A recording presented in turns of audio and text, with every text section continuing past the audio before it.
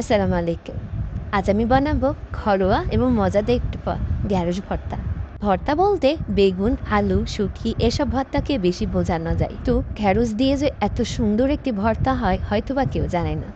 আমি ঢেঁড়সগুলোকে ভালো করে ধুয়ে নিয়ে সিদ্ধ করে নিয়েছি, সাথে মরিচও অ্যাড করে দিয়েছি। ঢেঁড়সটা সিদ্ধ হয়ে গেলে একটু তেলের উপরে হালকা ভেজে নেব। তারপর অ্যাড করে দেবো পরিমাণ মতো পেঁয়াজ কুচি, সাথে নিয়ে নিয়েছি ২টো শুকনো মরিচ এবং লবণ দিয়ে ভালো করে চটকিয়ে চটকিয়ে মেখে নেব কাঁচামরিচ, শুকনো মরিচ এবং পেঁয়াজটা। ভালো করে চটকিয়ে নেওয়ার পরে ঢেঁড়সগুলো ভালো করে আবারও চটকিয়ে নেব। তারপরে অ্যাড করে দেব এক এক চামচ খাঁটি সরিষার তেল।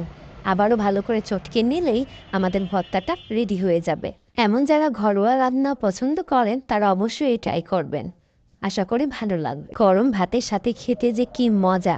যারা ঢেঁড়স ভাতটা খাননি অবশ্যই ট্রাই করবেন।